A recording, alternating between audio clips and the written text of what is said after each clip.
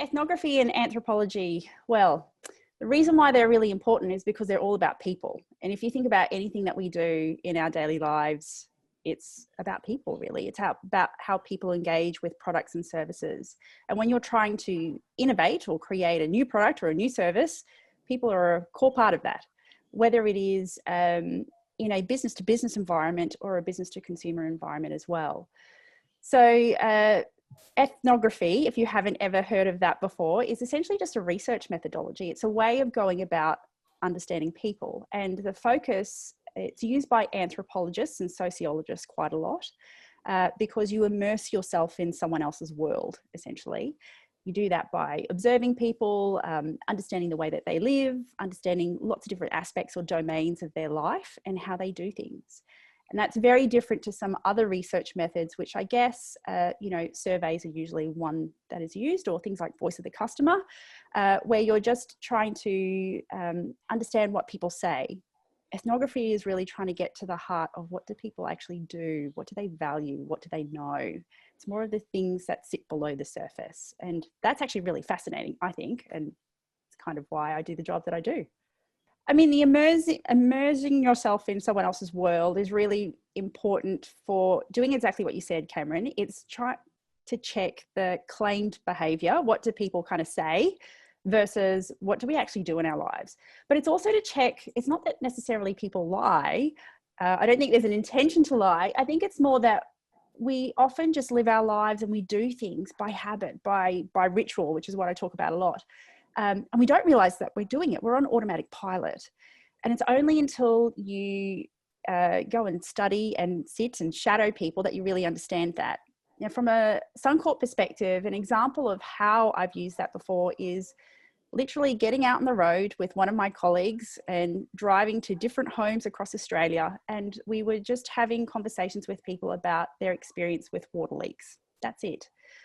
Now that seems really, really simple, but actually while we're in someone's home, we get to understand who they are, how they live, and what they might think about new technologies or opportunities. So when you were referring to before about, what's the problem to solve, I think this is the value really of ethnography, that you can go and understand problems that you didn't think existed, or you can find where tension points are. And that gives you a point of exploration. And that for me is that point of innovation as well, where there's a tension point and you kind of go, oh, how do we unpack that? What do we do with this? So I think that the project that I worked on essentially was about, well, we've had this great idea for a new service that we wanted to offer. Let's go out and speak to people, traveled around the country. And we figured out pretty quickly that this idea was probably going to sink because we couldn't get enough people to buy the service at the price we wanted because their habits and rituals at home weren't as what we thought, what we hypothesized. So it was only after we got into their homes and had a chat to them and saw how they lived and, walked around their houses with them, understood their family connections, that we were able to really figure that out. And that's very different to if we had sent them a survey and said, hey, would you like this service? To which they probably might have responded, yeah, I think I might like that service. And we could have actually made a really costly decision.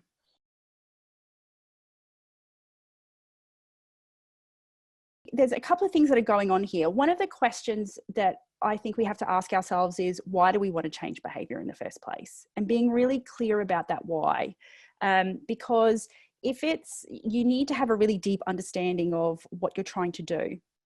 And then in going to study human behavior or studying rituals, what you can do is start to understand, well, how does what we want to achieve work in with someone's life now?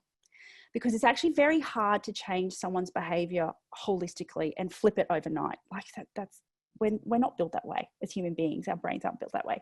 So you need to find ways to kind of splice together routines and habits and rituals. And Uber is a fantastic example of this. And it's one of the ones that I use all the time. Everyone talks about Uber as being disruptive. But essentially, there was already a practice for getting into a stranger's car. It was just called a taxi. It's just that they changed some of the ways in which you consume that service and you go about your life. They removed a lot of friction, which made it a fantastic service. And then from there, they're able to extend what that service looks like into food service delivery, because you've developed a new ritual about using an Uber and an app to call an Uber, and then suddenly you can do that to call food as well, and these other services. So what they've been doing is progressively splicing and changing and substituting rituals to essentially alter behavior over time.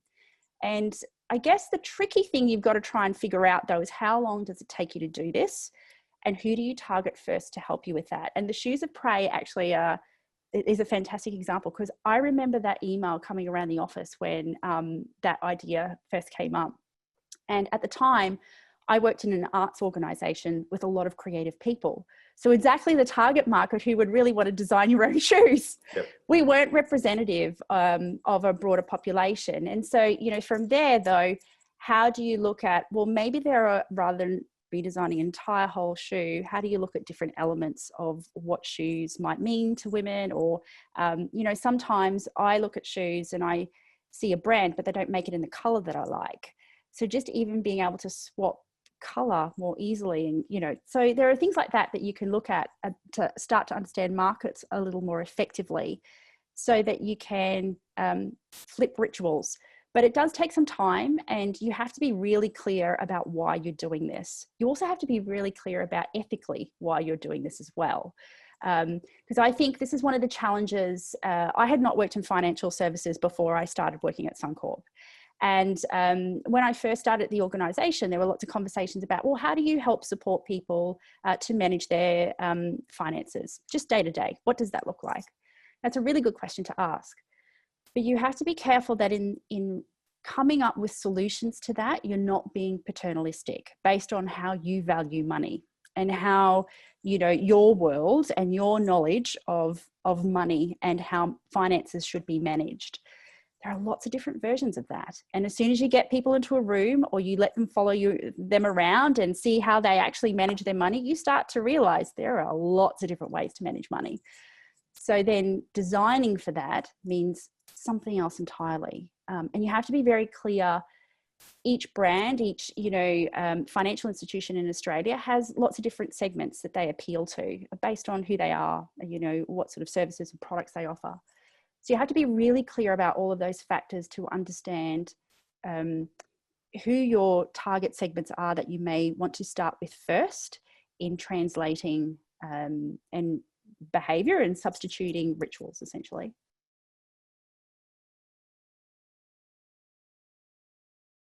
So once we've gone out and we've done a little bit of research and we're trying to pull together what the topics are, then you can develop hypotheses and kind of say, well, let's actually go and test that and see how that works. And quite often our hypotheses are not true, you know, that they are not proven. And that's fascinating, because we start out from a space usually of saying, we really think this is going to work. We've done all this research. We factored all these elements in. But then people just turn around and go, no, I'm not using that. I'm just not using that. So I think then that prompts the question, why? And really just trying to understand and get into deeper insight around, well, why didn't they do that? And also, why did we think that that was a really strong hypothesis? I mean, we were just having this conversation very recently this week, because we're in a project at the moment, and there's a hypothesis that's come back. We've done research on it, and people have kind of said, no, we don't really want to do that. Even though we had evidence to show that perhaps they were interested in this kind of interaction point with us. And so now we're questioning, well, okay, is it that they are claiming a certain behavior, or is it that this is just a complete killer for this project? Because we had built this entire project around this concept, and now customers are kind of coming back, and the research is coming back saying, that's actually not true. But I think that this is also the value of ethnography in this type of work and getting into this insight, because you essentially, by spending a relatively small amount of money, myself and my team go away and we figure out, well, is this a thing? To help, you know, people make a decision that is more effective and has a greater chance of success. Now, we can't guarantee success because there's lots of factors when you deploy things, but we can actually come out and say with a pretty good level of confidence, no, we think this will work for people, and here's why. Because we've done all of this research and understanding to pick through those insights and get down to those deeper levels of insights. So some of my greatest success stories at work are failures from a project point of view, because essentially I've said, don't invest in that. You're going to waste your money. We're not going to make any money from that. And I work for a company that, you know, is for profit. So we look to make money. So if it's not going to make money for us, then actually we need to reconsider what we're trying to do.